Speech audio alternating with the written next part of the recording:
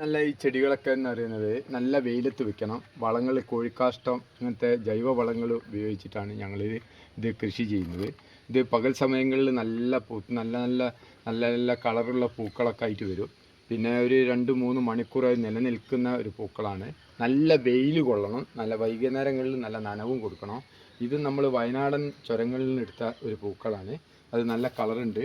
ആ കാലാവസ്ഥയ്ക്കനുസരിച്ച് നമ്മൾ ആ നടപ്പൂലും തണുപ്പും ഒക്കെ ടെമ്പറേച്ചറൊക്കെ കൊടുത്തിട്ടാണ് നമ്മളെ വളർത്തുന്നത്.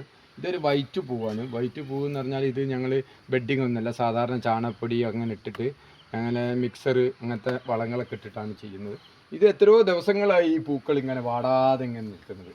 അത് എത്രയോ ആഴ്ചകൾ നിൽക്കും. അത് നല്ല നല്ല ആയുസ്സുള്ള പൂക്കളാണ്. ഇതൊക്കെ നല്ല മാനസികമായിട്ടും ശാരീരികമായിട്ട് നമുക്ക് നല്ല സന്തോഷം കിട്ടുന്ന പൂക്കളാണ്. ഇത് ആന്തൂറിയം ഓർക്കിഡ് പൂക്കളിൽ പെട്ടതാണ് ഒരു വിഭാഗം. അത് നല്ല എത്രയോ ആഴ്ചകൾ, ഒരു 2-3 മാസങ്ങളിൽ ഇത് നിലനിൽക്കുന്ന പൂക്കളാണ്.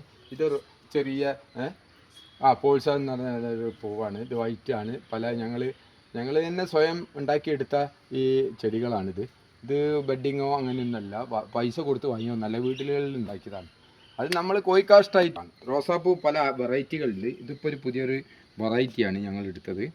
അത് ഇതായി വരുന്നുണ്ട്. ചെമ്പരത്തി പല വെറൈറ്റികളുണ്ട്. ഇത് വേറെ രസമാണ്. ഇപ്പോൾ പൂക്കളായിട്ടില്ല, ആയത് കഴിഞ്ഞ് ഇനിയിപ്പോൾ മുട്ടിട്ടിട്ടുണ്ട്. ഇത് മുളക് തൈയാണ്. പല കാന്താരി മുളകുകളും നല്ല ഉണ്ട മുളകുകളാണ്.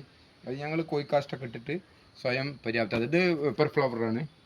അത് നല്ല രീതിയിൽ നല്ല കുള്ളനായിട്ടാണ് ഇത് വളരുക. ഇതിപ്പോൾ കുറച്ച് കാലാവസ്ഥ നനച്ചിട്ട് നല്ല കൊലയായിട്ട് ഇത് നല്ല റെഡ് ആണ് ചെമ്പരത്തിയുടെ നല്ല കളർ, യെല്ലോ, ഡാർക്ക് യെല്ലോ.